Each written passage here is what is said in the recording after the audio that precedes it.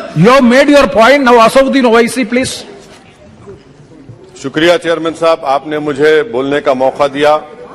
मैं इस तहरीक अदम एतमाद की तायद में खड़ा हूं जिसको टीआरएस पार्टी और हमारी पार्टी ने दिया, जिसको स्पीकर साहब ने कबूल किया। सर, मैं 11 पॉइंट आपके सामने रखूंगा जो मैं बताने की कोशिश करूंगा कि क्यों हम इस तहरीक अदम एतमाद की तायद में और मोदी हुकूमत की मुखालिफत में खड़े हैं। सर, हालिया दिनों में हमारे मुल्क में ट्रेन में एक वर्दीपोश दहशतगर्द ने अपने सीनियर मीना साहब का कत्ल करने के बाद ट्रेन के कंपार्टमेंट में जाकर नाम पूछकर, चेहरे पर दाढ़ी देखकर, कपड़े देखकर उनको कत्ल कर दिया और उसके बाद उसने कहा कि इस देश में रहना है तो मोदी को वोट देना पड़ेगा। मैं हुकूमत से जानना चाहूंगा कि क्या ये अक्सरियती तबके की एक्सट्रीमिज्म और रेडिकलाइजेशन की बेहतरीन मिसाल नहीं है, और अगर है तो फिर हुकूमत इस पर क्या करेगी। सर, हमारे आइन में, संविधान में लिबर्टी ऑफ कॉन्शियस को लिखा गया तमहीद में, यानी जमीर की आजादी का जिक्र किया गया है। मैं हुकूमत से और खास तौर से वजीर आजम से जानना चाहता हूं कि कहां गया इस हुकूमत का जमीर, कॉन्शियस जिसको अंग्रेजी में कहते हैं, जब नूह में 750 इमारतों को बगैर ड्यू प्रोसेस फॉलो किए उनके इमारतों को मुनज़्ज़म कर दिया गया, और इसलिए कि वो मुसलमान थे, पूरे के पूरे इलीगल थे। इसीलिए पंजाब की हाईकोर्ट, हरियाणा की हाईकोर्ट ने कहा कि ये एथनिक क्लेंसिंग है। इसकी एक बेहतरीन मिसाल है उस हुकूमत की। तीसरी है कि इस मुल्क में एक नफरत का माहौल, बल्कि एक आतिश को पैदा कर दिया गया, मुसलमानों के खिलाफ नफरत का माहौल। ये 9 साल का इनका ये कारनामा है।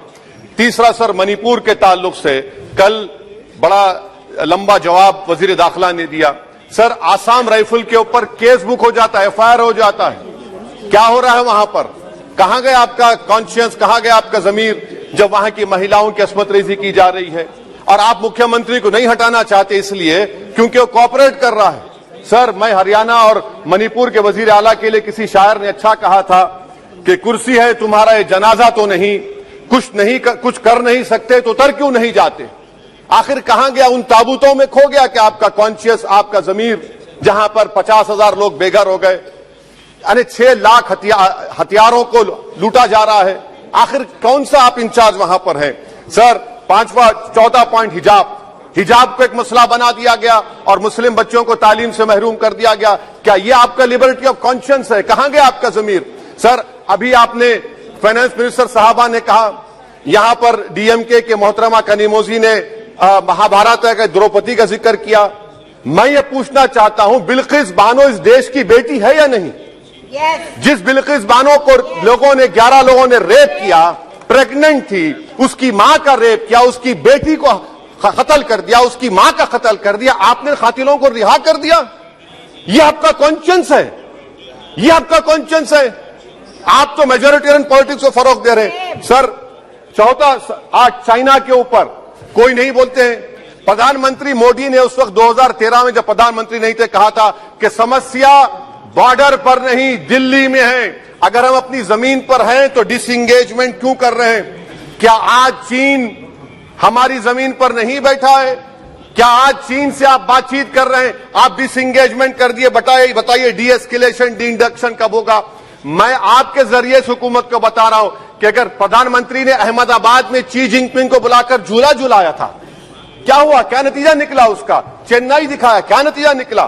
सर, इसलिए चीन पर बोलिए, चीन को उखाड़ कर फेंकिए। सर, और एक पॉइंट जिस पर मैं मुखालिफ तायद में खड़ा हूं, हाई इन्फ्लेशन है इस मुल्क में, हाई अनएम्प्लॉयमेंट है, स्टैग्नेटिंग कंजम्पशन है। इसकी वजह से महिलाओं में हाई एनीमिया लीड कर रहा है। ये हुकूमत इसकी जिम्मेदार है।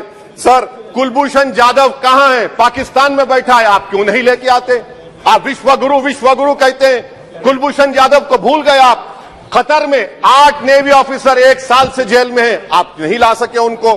सर, और एक चीज, 1991 का प्लेसेस ऑफ वर्शिप एक्ट इस ऐवान में पास किया गया था कि तारीख के जख्मों को नहीं खुरेदा जाएगा। आप खुरोद रहे हैं उनको। मैं आपको इंतबाह दे रहा हूं, वार्न कर रहा हूं, इस मुल्क को 90 के दहे में मत लेकर जाइए। 91 का एक्ट सुप्रीम कोर्ट में जवाब दीजिए कि आपकी हुकूमत 91 प्लेस ऑफ वर्शिप एक्ट की कायम है, उस पर कायम रहेगी। यूसीसी, सर, इस यूसीसी का फॉर्मूला क्या है? एक मुल्क में एक मजहब, एक कल्चर, एक जबान, ये तो डिक्टेटरों का फॉर्मूला है।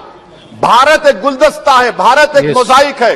यहाँ पर बेशुमार जबानें, बेशुमार मज़ाहिब बोले जाते हैं और हिंदू अनडिवाइडेड फैमिली में Now, OIC ji, please try to conclude. Sir I am concluding. 8 crore 75 Hindu खानदानों को 3,800 करोड़ डिडक्शन मिला। इसके बारे में आप क्या कहेंगे सर? और मैं कंक्लूड करने से पहले आपको बताना चाह रहा हूं कि माइनॉरिटी वेलफेयर का बजट 40% कम कर दिया गया। पढ़ो प्रदेश, प्री मैट्रिक स्कॉलरशिप कम कर दी गई। मौलाना आजाद फाउंडेशन खत्म कर दिया गया फेलोशिप, और इसकी वजह से 1,80,000 मुसलमान हायर एजुकेशन में गायब हो चुके हैं। सर, मैं इख्तिताम में कह रहा हूं कि पसमानदा मुसलमान से प्रधानमंत्री को बड़ी मोहब्बत है। ये कौन सी आपकी मोहब्बत है पसमानदा, जो आपका एक मुसलमान मिनिस्टर नहीं है वहां पर? इखलाक से लेकर, पीलू खान से लेकर, अफान अंसारी से लेकर लुकमान अंसारी, मॉब लिंचिंग पूरे पसमानदा मुसलमान की होती है। पावरलूम बंद है अंसारियों के, कुरैश बरादरी का कारोबार बंद किया जाता है। स्पीकर सर, मैं कंक्लूजन में अभी कल हमारे होम मिनिस्टर ने कहा था क्विट इंडिया। अगर इनको मालूम हो जाए कि क्विट इंडिया का नारा एक मुसलमान ने दिया था तो वो भी नहीं बोलेंगे। वो नहीं मालूम था उनको। उसका मैं कंक्लूड कर रहा हूं, उसका नाम यूसुफ मेहर अली था सर। यूसुफ मेहर अली ने क्विट इंडिया का नारा बनाया, जिसको महात्मा गांधी ने सारे देश में एक पैगाम किया। मैं कंक्लूड कर रहा हूं सर, इस देश में अगर आज क्विट इंडिया करना है तो कहना पड़ेगा चाइना क्विट इंडिया। जो गौ रक्षक है, जिसका नाम मोनू है, वो आपके लिए मोनू डार्लिंग बन गया है, उसको कहिए क्विट इंडिया। सर, जो लोग तुष्टीकरण की राजनीति आप कर रहे हैं, आप हिंदू अक्सरियती लोगों में हथियार बांट रहे हैं, ये आप देश के लिए खतरा पैदा कर रहे हैं। Now, तो please, sir, I am concluding. इसीलिए हम आपसे अपील कर रहे हैं कि हुकूमत से कह रहे हैं कि आप जो सियासत कर रहे हैं इससे नुकसान देश को होगा। प्रधानमंत्री जब खड़े होकर जवाब देंगे, हम उनसे पूछना चाह रहे हैं, पॉइंटेड क्वेश्चन है, क्या देश बड़ा है या हिंदुत्व गोलवालकर की आइडियोलॉजी बड़ी है? मैं इस तहरीक अदम एतमाद की तायद में खड़ा हूं और हुकूमत की मुखालिफत में। सर, एक आधा मिनट सर, दो लोग, दो महाज है इस मुल्क में, एक चौकीदार है, एक दुकानदार है। एक चौकीदार है, एक दुकानदार है। जब जुल्म हम पे होता कोई मुंह नहीं खोलते। यूएपीए का कानून अमित शाह ने लाया, इन दुकानदारों ने तायद की। आज उस यूएपीए के कानून में 83 साल का बुढ़ा सिपर खत्म करो, सिपर नहीं होने से मर गया। आखिर कब तक दुकानदार और चौकीदार हमारी लाशों पर सियासत? सर, हम कंक्लूडिंग, कब तक सियासत करेंगे? अगर आप जुल्म के खिलाफ आवाज नहीं उठाएंगे तो आपकी दुकानदारी नहीं चलेगी, चौकीदार को पकड़ेंगे, तीसरा महाज करेगा। शुक्रिया सर।